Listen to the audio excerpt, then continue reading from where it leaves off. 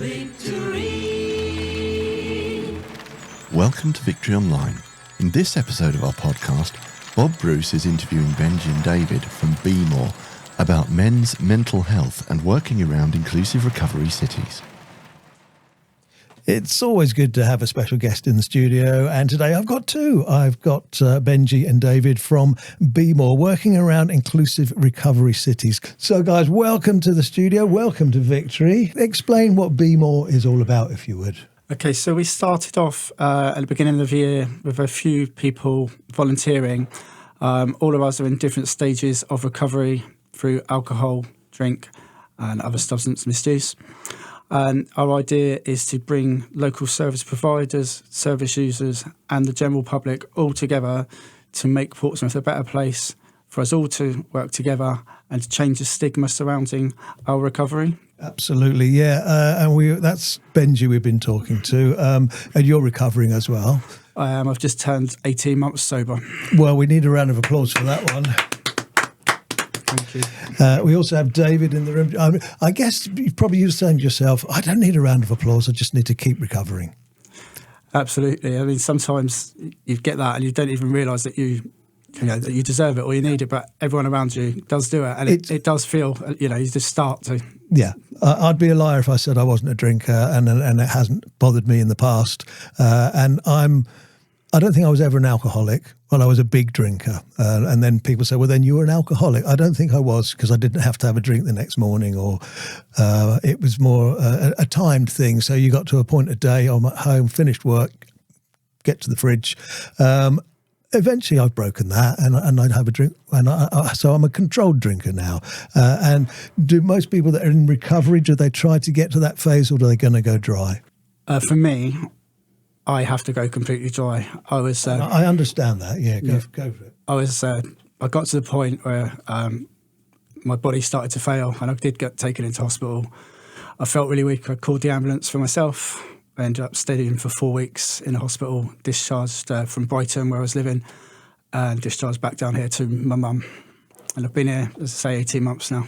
And obviously the area and what you're doing with B.More is obviously helping you. 18 months dry, which is, as I say, as we said earlier, is brilliant. Yeah, it's a great initiative, and we've been doing it since about March, and it's really opened my eyes to a lot more, than just what I was going through myself. So do you guys that look after other guys and ladies and with your organisation, do you get local support from the council?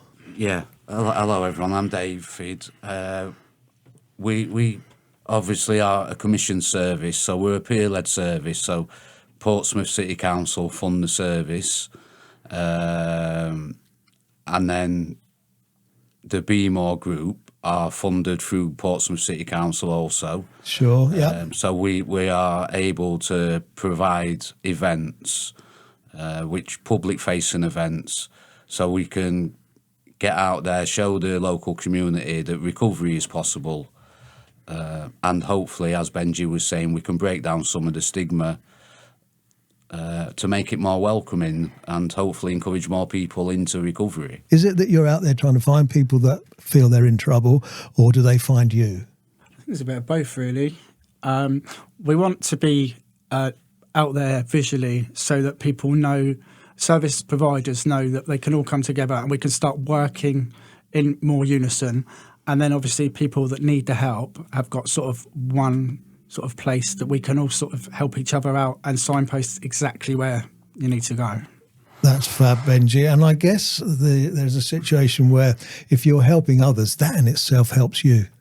Well, for myself, to say I was hospitalised, and so I had a lot of help from the NHS to start with. I didn't start off with services down here like a lot of other people do. I'd just done it with the strength of my family support.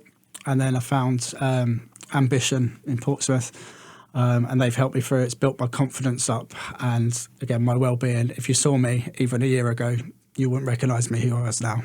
Well, that obviously is an accolade to you and the guys that are around you. David, how long have you known Benji? I've known Benji for probably about 16, 17 months now. So yeah, I've seen him grow. I've seen the change in him. I've seen the miracle unfold in front of my eyes, really. That's a brilliant statement. Yeah, and Benji's great. Benji, I work alongside Benji on lots of different areas of recovery. And Benji's always willing to put himself out there and put himself forward to take things on, to support the local recovery scene, really. And what's your personal background, if you want to talk about it?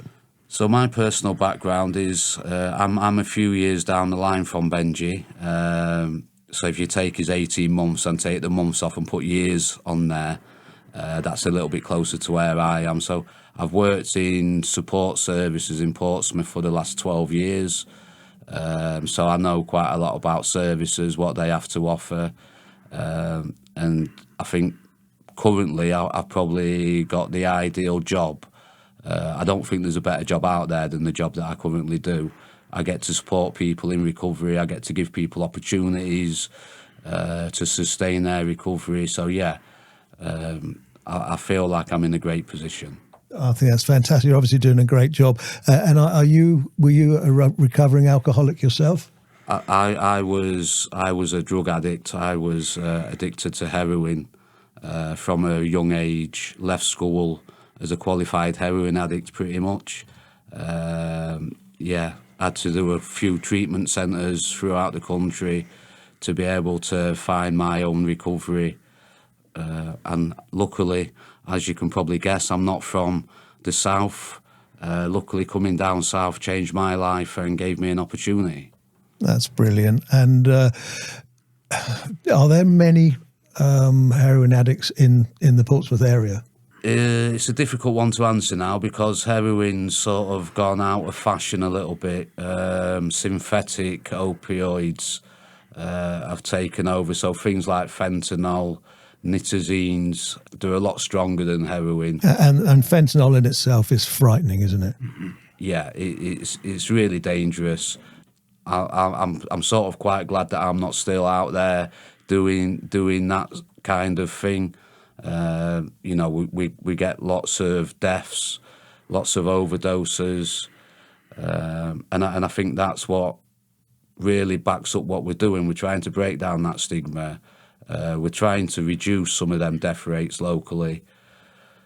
Just trying to, bring people in recovery back into their local community. We've got lots of skill sets in recovery. There's loads of transferable skills. If you took, for instance, a homeless alcoholic, who most people would probably look down their noses at, actually, if you sit and think about some of the transferable skills that a homeless alcoholic has, you could fill a CV for them. Yeah, I understand that. I had a lady called Christine Lawrence in last week, I think it was, and she was talking about the homeless. And, should we give them money or should we give them food or should we give them anything at all? And that was a big question in itself. It's always a difficult one to answer. And I sort of sit on the fence with it myself. I don't really think giving them money is a bad thing. If you give them food, it means the money they get to spend on drugs anyway. It is a tricky one, isn't it? That's the kind of conclusion that we came to when we were talking on air last week about this. And a very tricky place to be. But I guess with your 18 years experience, you kind of know the way to go. Well, how I see it is, if you've got someone sat in Commercial Road in Portsmouth, Commercial Road at this time of year is like a wind tunnel.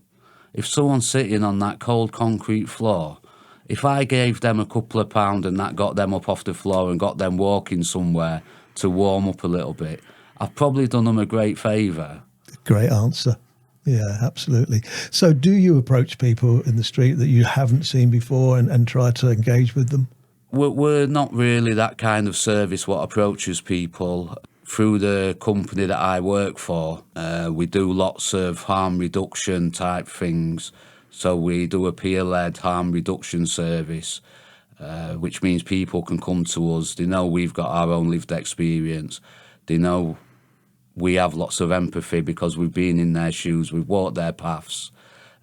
So we understand what they're going through. Are you an organisation that would have a bed for somebody for the night, or is it not like that? No, that's not our organisation. So Society of St James run drug and alcohol services in Portsmouth. So that's where people would go if they was wanting to give up whichever one their choice of using is. They provide detoxes, they get the funding to send people to rehab, and they provide housing for people with drug and alcohol issues. Depending on what you turn up to Portsmouth City Council and tell them what your main issue is, depends on where you get Sure. Obviously, this is a tricky subject and not easy for everybody to talk about. It's your profession, so it's easy for you to talk about it, and you must come across people that you know you can help, but you can't invite them in. Is that how?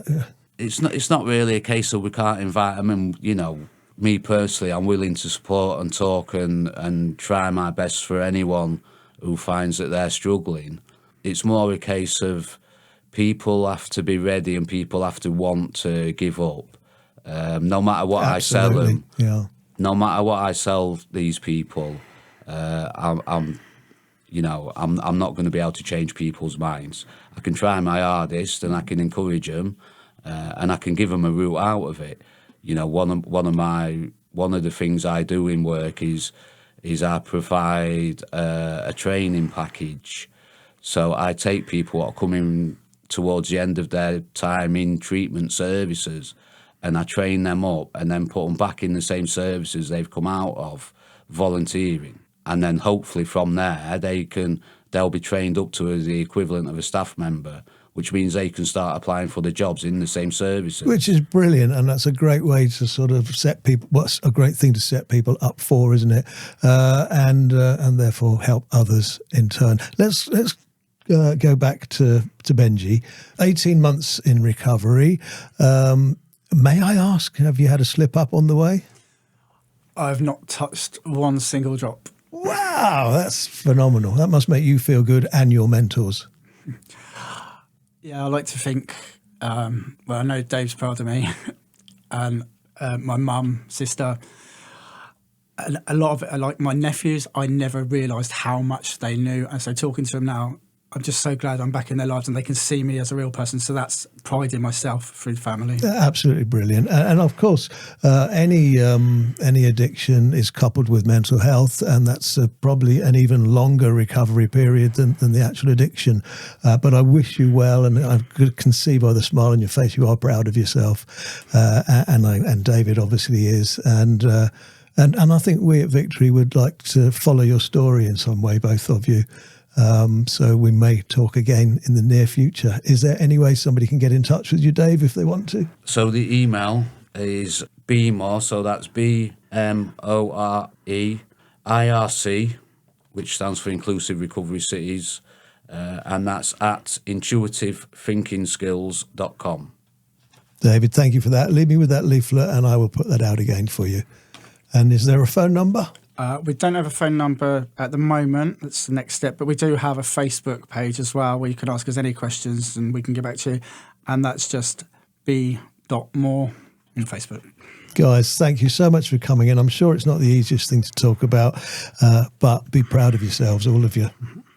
Thank you. And everything you do. Thank you. Yeah, it's much appreciated. Victory! If you've been affected by any of the subjects discussed in today's podcast, then please do not hesitate to get in touch. All the contact details for the organisation featured in today's podcast can be found in the information section for this video. If you've enjoyed watching this podcast, then make sure you click that like button and remember to subscribe and click that notification bell so you don't miss out on any more of our podcasts. And don't forget, you can listen in where we're busy making radio like it used to be on your DAB radio or online at victoryonline.co.uk. And you can also listen to us on your smart speaker. Just ask it to tune in to Victory Online. Thanks for watching and hope to see you again soon.